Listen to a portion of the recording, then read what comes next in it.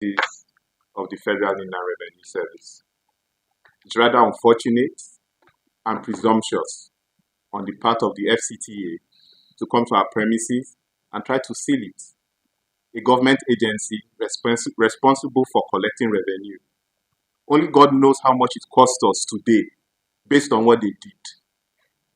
I don't want to comment too much because my colleagues have spoken, but we will take all legal steps necessary to ensure this doesn't happen again. Thank you. The fact that you understood what the director has explained. In my own understanding of what had just happened this morning, I think some overzealous officers from the FCTA invaded our office, and if you permit me, illegally, to come and carry out an enforcement that was wrongly done. And I must say that it was ill-conceived, and I will term it a high-spirited mischief of shenanigans. I must say that the FIRS will demand an apology, because what was staged this morning was an embarrassment to a law-abiding corporate agency or institution like the FIRS. You will know that the FIRS as a flagship organization that is responsible for the collection and accounting for taxes in this country. We had the habitat of what the FCTA had rather done this morning, and we don't even go about our businesses like this. So for anyone to come here and then go public in the media to embarrass the service unjustly, we deserve an apology, and the FCTA must apologize to us. As a matter of fact, but for the fact that we acknowledge them as a sister agency, in some other crimes, we should be serving them from a legal standpoint. But we will say that they should take this as maybe some of their officers did not do their due diligence to understand that we are not in error. And having done what they did this morning, they must apologize and explain to Nigerians that the FIRS did not deserve the level of shenanigans that was displayed and rascality, administrative rascality that was displayed in our premises this morning, which went as far as disturbing the peace of the members of staff and taxpayers, law-abiding taxpayers who came to perform their civic responsibilities to fulfill the mandate of this administration. I think it's disturbing, and this shouldn't be encouraged in our society. We should be civil in the way we carry out our responsibilities as government agencies. Thank you. Was written on February 19th, 2000. Okay. Oh, okay. So, okay. For further clarity, the letter that the director mentioned was written to them, to Aegis, on February 19, 2024. That's about 15 months from today. So the letter was written, signed by the director, and it was duly acknowledged by the officials of this administration, FCTA administration. And having acknowledged that the letter was written to them, we expected that there would be a corresponding letter to us acknowledging that the money has been paid, and then the same payment will be receipted. They will issue a receipt that this money has been received by us. The account number through which the money was paid was quoted in the letter. And even these properties that they are mentioning, we have about 6 or 10 offices around this axis. Why did they go to only 2 to say that we are owing ground rent on those 2? Are you saying that we paid ground rent on others and we did not pay on those 2 offices? It is not possible. All our offices in Abuja listed in this letter, we paid ground rent. In fact, for this particular one, we paid 2,364,003 naira 26 kobo as ground rent covering the said properties. So we don't know why they refuse to acknowledge the money that was paid, why they refuse to issue receipt for the money, and they also went ahead to carry out this rascality, as my colleague said, because this is what they have done. They've only invaded our premises for no just cause. And like we said, we are demanding an apology from FCTA officials who came to carry out this rascality, and they must explain to Nigerians why they chose that option. Because this is a government agency that is law-abiding, that is carrying out the mandate of the president. This agency is the most consequential government agency in Nigeria today. 65% of the money that was shared at FAC in 2024, from January to December 2024, was from tax revenue collected by FIRS. We are a law-abiding. Dr. Sakadedeji, who is this agency today, is, you all know him, is a law-abiding citizen. He doesn't want anything that will smear the agency or smear his name. That's why he gives approval to everything that needs to be done. On this particular matter, it is the FCTA officials who need to explain why they carry out that action, having written to them that we are paid, having asked for receipt for the payment, and which they refuse to do.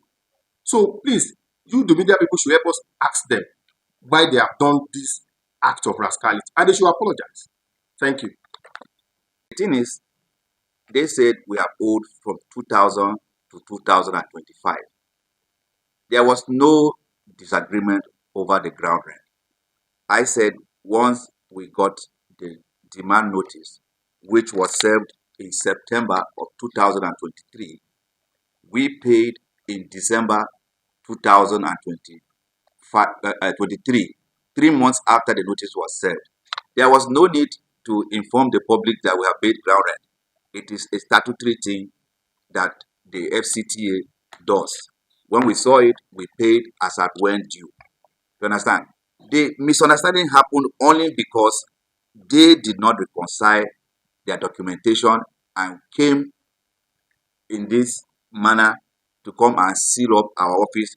Even when we had made attempts, we have written to them to say, please let us reconcile this document, because it's 25 years and we wanted to be on a good standing. We didn't even know this was going to happen before we took the decision to write them and say, let us reconcile our accounts, give us the treasury receipts so that this issue does not happen. They did not respond to us. They acknowledged receipt of this letter. We attached all of the payment mandates, and they did not answer. So now it's not that there was any disagreement. So I don't want to look at it that there was a disagreement. It was offered, we paid.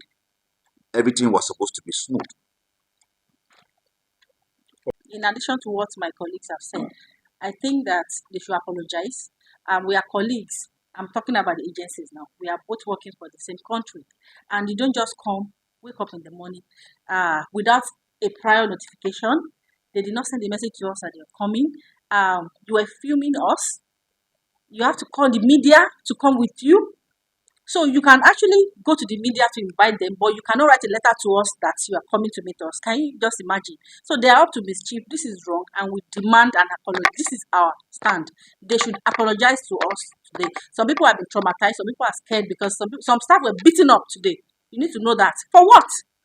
For what? They are traumatized. They are scared. They are afraid. So they must apologize. Thank you. To recast or say all of the things that have been shared. What was displayed today is clearly a rehearsed scene that you could tell by the coordination from the media team that they came with, and the caliber of the personnel that also came with the team. We would have expected a lot more detailed review from their end before even engaging in such act. And when we push and always speak around why we need to have agency collaboration instead of being competitive, this is one of the reasons why our principal always emphasized that when you have the opportunity to engage at all those agencies collaboration that we have, I will always seek that. And this is one of those gaps that we have seen today. And for that reason, we also demand that clear level of apology, highlighting what has been done and the impact that has impacted on our perception as a brand and as an institution. And for the taxpayers that were there, first we apologize on our behalf, on behalf of of the service to those taxpayers that were impacted negatively by that. They were not able to carry out the activities that they had planned for the day.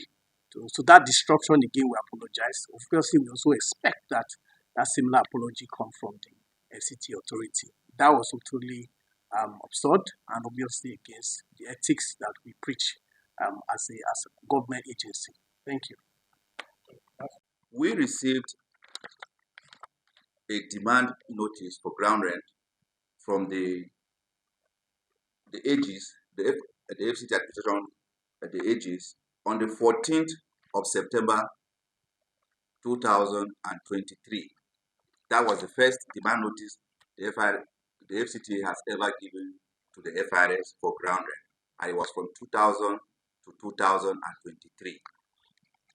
We received management approval and paid for this ground rent on the 17th of December 2023, 3 months after the ground rent demand notice was given to the service. We went to the AG's department to try and reconcile our documentation with them.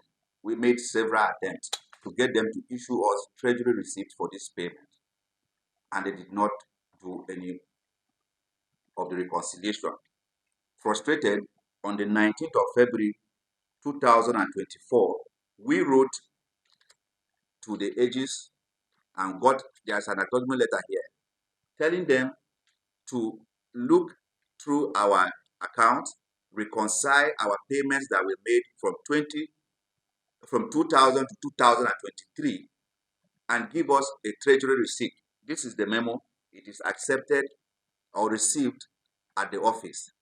So, and they didn't respond to our letter. It's over a year from the date stamped here, and they have not responded to us, only for them to appear at our offices today without notifying the service and carry out the whole arrangement that happened today, and ended up sealing the office against all of the entities that were made to them, showing them documentation, payment mandates that we have done. So I think that the public should be aware of the facts of the matter, and it should be understood that FIRS, as a law-abiding organization or agency, cannot owe ground rent for any property that they own. We only received one ground rent offer since the existence of these properties, and we paid it 3 months after the request was made. We want everybody to know that this is exactly what happened, and any other information coming out is contrary to the truth, and that we should state the fact clear as they are. Thank you.